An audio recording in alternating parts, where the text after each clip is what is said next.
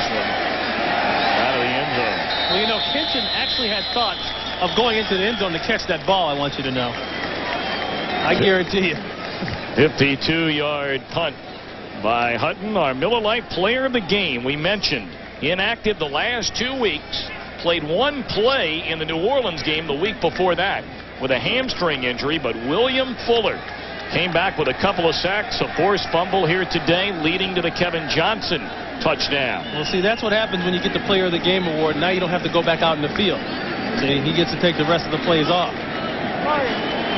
Now Fuller, a two-time Pro Bowler in '91 with Houston. Then last season after signing as a free agent here in Philadelphia. Far side catch made by Jesse Hester.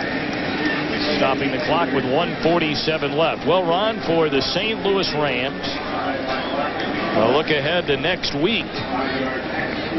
And the Rams are going to have to try and find a way to get things going again. They started out the season 4-0. They've now dropped 2 of their last 3.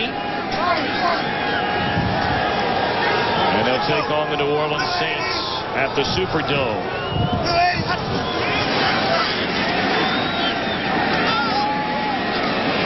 Brayton, the tight end, out to the 36. Clock continues to roll under a minute 40. There's a guy that I'm sure many Rams fans would like to see get the ball more, Troy Drayton.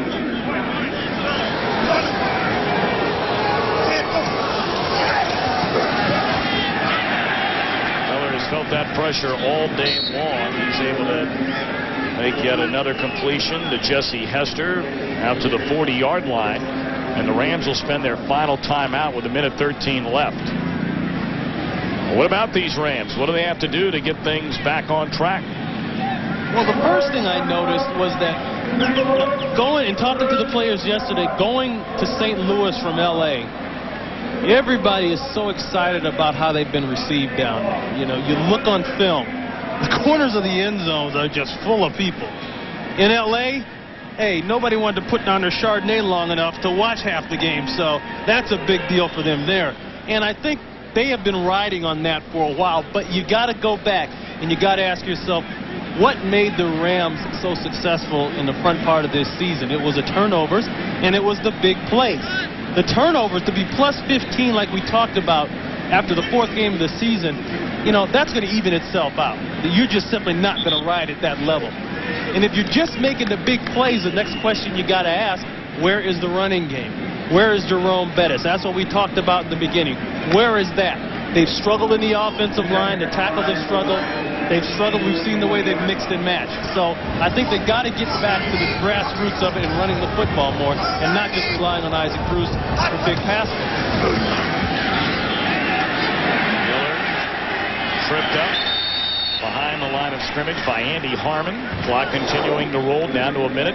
And you see 4 of the next 5 for the Rams, Ron, on the road. And nothing easy in that group. Go to New Orleans, Carolina at home. And how about that 3-game swing?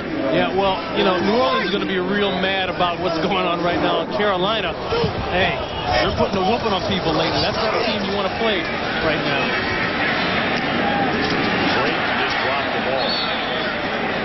And that's going to do it for the Rams. And that's one reason Troy Drayton has not been getting a lot of balls lately. He's had trouble holding on to them. Well, for the Philadelphia Eagles, 4 straight wins, and here's what they have coming up. A tough one next week, and then you're home to Denver. The Giants go to Washington and Seattle. Well, this right here, of course, is a money game, but that's why this game today was more important, because they think they can get this one at home. They think they can get this one at home. Redskins no easy trip following those back-to-back home games. Eagles will go to 5-3, and they'll send the Rams to 5-3. Kitchen makes a reception. He's all the way down to the 23, and the clock down to 30 seconds. That was a 4th down try by Miller. But when the ball gets in Todd Kitchen's hands, he makes things happen. By hook or crook, he's going to get you yards. Clock stopped with 20 seconds left.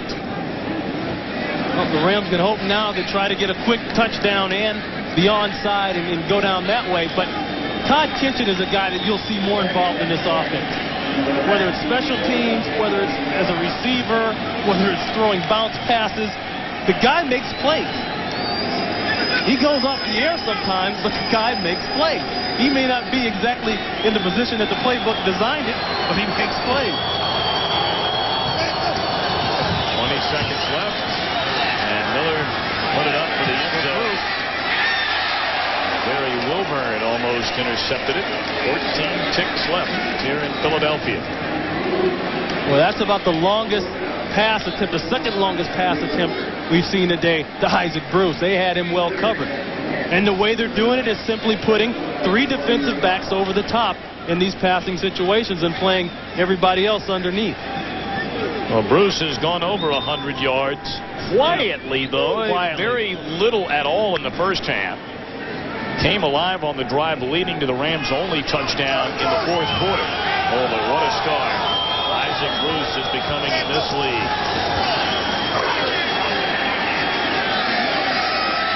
To the end zone, intercepted. They try to cover Miller to stay in.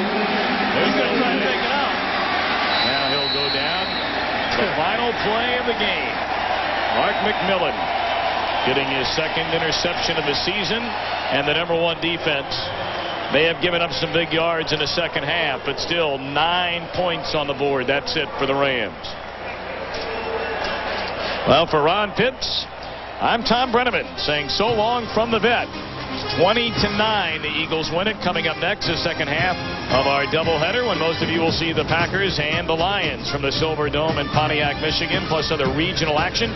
You're watching Fox Sports coverage of the National Football League.